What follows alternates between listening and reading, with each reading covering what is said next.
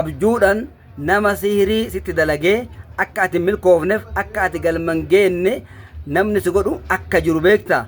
Namni akka ati galman geenneef abjuu keessatti akkasitti godhaa jiru arguu hoo dandeessa? Nama sanoo beekuu dandeetta? Assalaamu alaykum wa rahmatullahi wa barakaatuh. Aboo bismillaahi rabbiin sihirii hunda sirraa haa qabee hunda sirraa kutee fayyaa nagaa rabbi si kennee milkaa'inaa fi galma keetiin rabbiin si haa ga'u.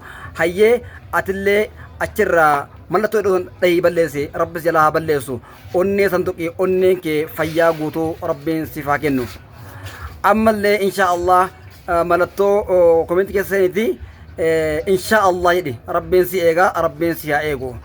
Yeroo 5 koppileen godhi yeroo 5 nama 5 share godhi repost godhi duit godhi biratari. Assalamu alaikum wa rahmatullahi wa barakatuh. Dubbina kana dhaggeeffadhu abbolees kii qaali. Tokkoffaa dhugaadha akka ati milkooftee galman geenneef namni sihiiriitti godhuu hin danda'a.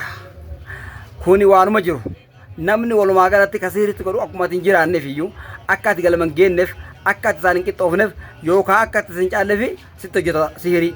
Ati garuu ofirraa hiikuu dandeessa. Aayaa kamiin akka ta'e siima yoo barbaadan namni naa himetan viidiyoo itti aanutti isin hima insha Allah koomenti keessatti barreessa. Amma kan isin jedhu insha Allah yaa obboleen kii qaqqaali. Nama sanoo arguu dandeessa beekuu dandeetta yoo isin jenne hedduu namaa dhufe abjuu waan akkana arge jedhee nama argisana hima. Yeroo hedduu nama sihiiriitti godhatan arguu kuni qabatamaa miti. Maaliif otoodhuma jiraatee wantu walti bu'iinsa uumaa nageenya keessantu dhabamaa waa baay'ee bada waan ta'eef kuni akkasanitti. Garuu namni namatti hojjetuu hin danda'a. Abjuun immoo ati agartee ittiin akka namni sihirii godhe ittiin beektu jiraachuu hin danda'a. Mallattoo ittiin agartu jiraachuu hin danda'a. Nama san dhibbaa dhibbatti immoo dhiisuma nama tokkotti waa godhu agarte yookiin waan hamminya itti yaadu abjuun agarte namni kun dhugumaan natti yaadattee akka hin yaadne. Maaliif abjuun faallaa akka agarretti amale akka san ta'ee ni qabu waan ta'eef kana wal biraan